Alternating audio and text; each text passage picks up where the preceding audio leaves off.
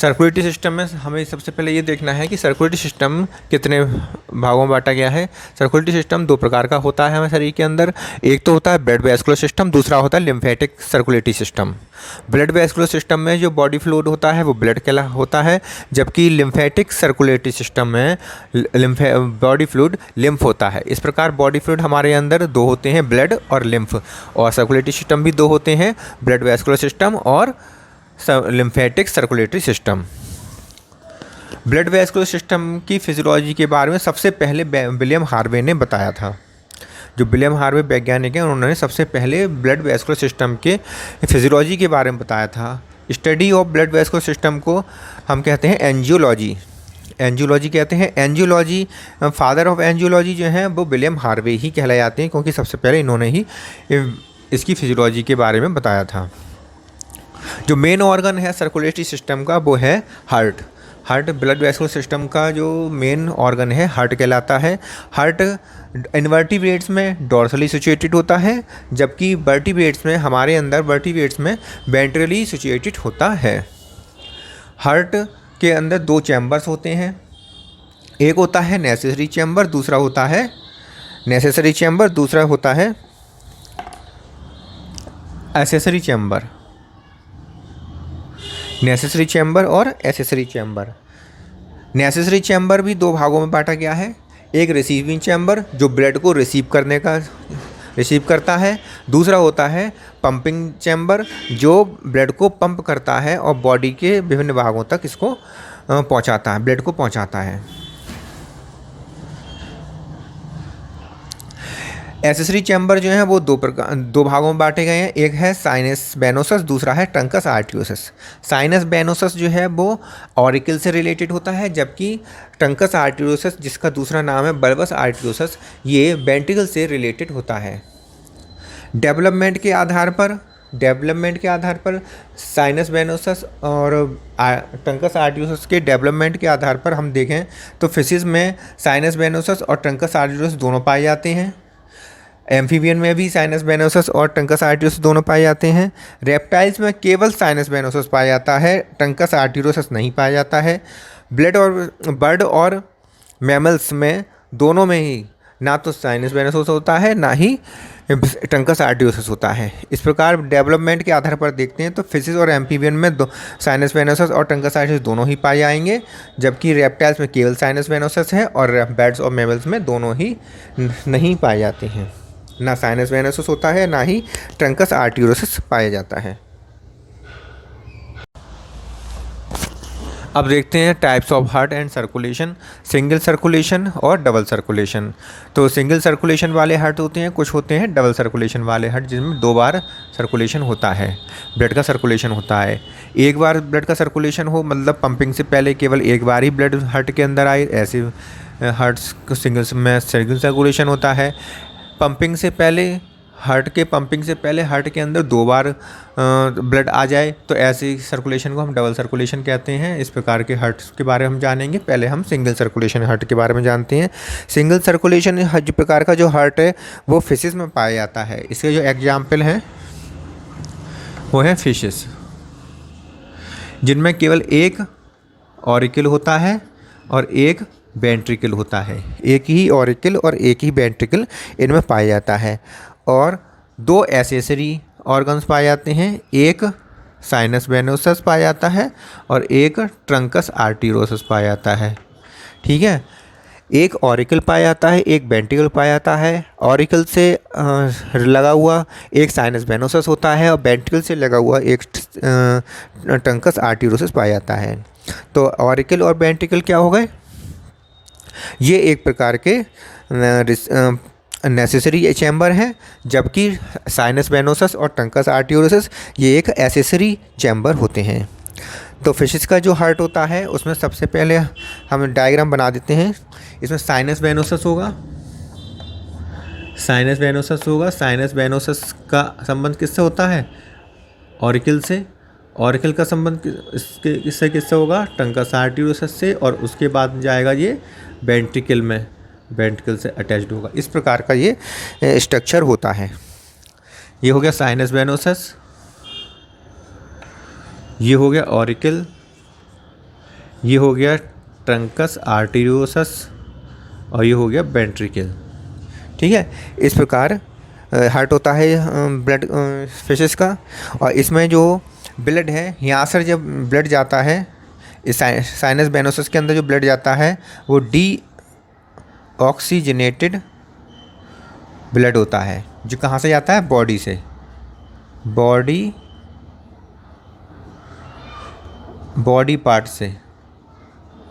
Body part से deoxygenated blood sinus venosus में जाएगा। साइनस वेनोसस से ऑरिकल में जाएगा, ऑरिकल से ट्रंकस आर्टेरियोसस में जाएगा, ट्रंकस आर्टेरियोसस से ये वेंट्रिकल में जाएगा। वहाँ से डीऑक्सीजनेटेड ब्लड गिल्स में जाएगा, जिससे कि वहाँ पर क्या होगा, ऑक्सीजनेटेड होगा। और ऑक्सीजनेटेड ब्लड जो है यहाँ से बॉडी पार्ट्स में जाएगा, और बॉडी पार्ट से फिर पुनः डीऑक्सीजनेटेड ब्लड साइनस वेनोसस के अंदर चला जाता है। इस प्रकार इसमें सर्कुलेशन होता है, केवल सिंगल सर्कुलेशन होता है, सिंगल सर्कुलेशन होता है।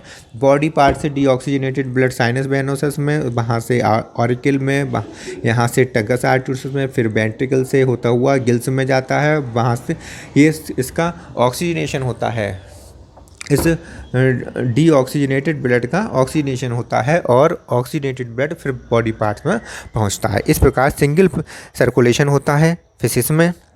इसीलिए इस प्रकार के ये ट्यूब जैसी संरचना बनती है हार्ट की, इसीलिए इसको हम क्या कहते हैं, ट्यूबुलर हार्ट।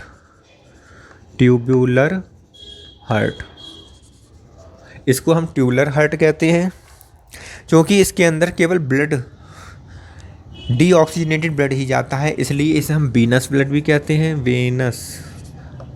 वेनस हार्ट भी कहते हैं, क्योंकि इस हार्ट से सबसे पहले ब्लड जो है गिल्स में जाता है। इस हार्ट से सबसे पहले ब्लड जो है वो गिल्स में जाता है, और गिल्स के लिए जो शब्द आता है वो ब्रैंकियल शब्द आता है, इसलिए हम इस प्रकार के हार्ट को ब्रैंकियल हार्ट भी कहते हैं।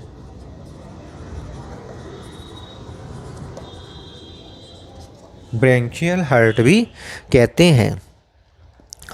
ठीक है, तो ट्यूबुलर हार्ट किस लिए कहते हैं, क्योंकि ये ट्यूब के समान होता है। वीनस हार्ट इसलिए कहते हैं क्योंकि इसमें इम्प्योर ब्लड या डीऑक्सीजनेटेड ब्लड का फ्लो होता है केवल। और ब्रैंकियल हार्ट इसलिए कहते हैं क्योंकि ये इसमें सबसे पहले ब्लड, हार्ट से सबसे पहले ब्लड गिल्स में जाता है, इसलिए इसे हम ब्रैंकियल हार्ट भी कहते हैं। ठीक है, इसके बाद आता है double circulatory blood. Double circulation जो होता है उसमें दो बार, हार्ट के अंदर दो बार ब्लड जाता है पंपिंग से पहले। और ये दो बार का जो होता है दो प्रकार का होता है, एक तो या तो इनकम्प्लीट होगा या कंप्लीट होगा।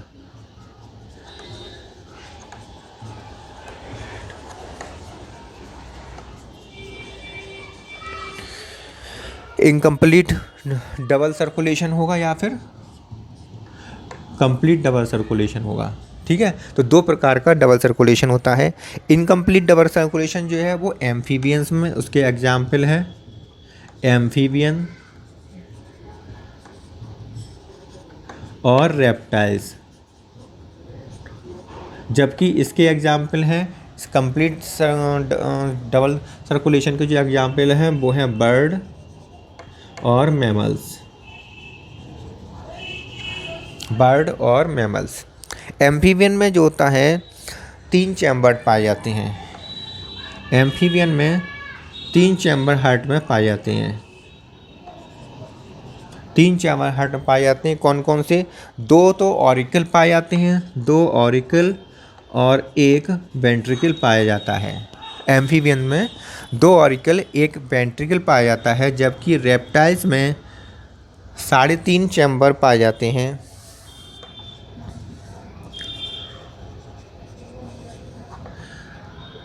2 ऑरिकल और 1.5 वेंट्रिकल। तो पहले एम्फीबियन की बात कर लेते हैं। एम्फीबियन में 3 चैम्बर पाए जाते हैं, 2 ऑरिकल और 1 वेंट्रिकल पाया जाता है। जैसे कि ये ऑरिकल हो गया और ये वेंट्रिकल हो गया। ऑरिकल में डीऑक्सीजनेटेड ब्लड पाया जाता है और वेंट्रिकल में जब ये आता है, यहाँ से जब ये वेंट्रिकल में आएगा डीऑक्सीजनेटेड ब्लड,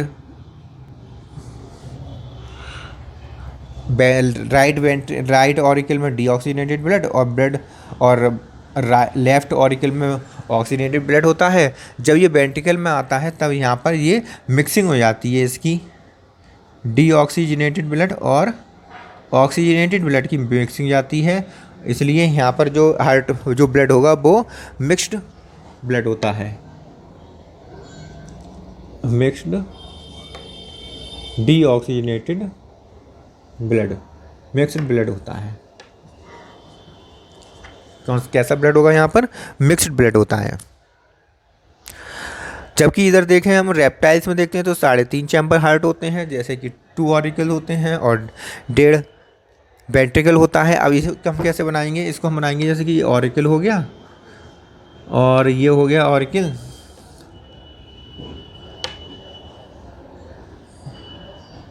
इसमें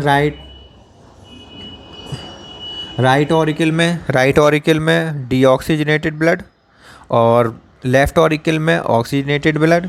लेकिन जब ये वेंट्रिकल में आएगा, वेंट्रिकल में कैसा होता है? 1.5 मतलब आधा तो हाफ, इसमें जो इंटरवेंट्रिकुलर सेप्टम है वो आधे ही पोर्शन में हो पाता है, बन पाया है, पूरे पोर्शन में नहीं बन पाया है, जिस कारण हम इसे कहेंगे 1.5। ठीक है, तो अब इसमें जो ब्लड आता है उसकी मिक्सिंग हो जाती है, इसलिए मिक्सिंग हो जाती है तो डीऑक्सीजनेटेड ब्लड और ऑक्सीजनेटेड ब्लड की मिक्सिंग हो जाती है, तो यहाँ पर भी मिक्स्ड ब्लड ही पाया जाता है, मिक्स ब्लड ही यहाँ पर पाया जाता है। ठीक है, इसके बाद आता है complete deoxygenated blood, complete double circulation. तो ये बर्ड और मैमल्स दोनों में होता है। ठीक है, इसका पहले से मिटा दें फिर देखते हैं।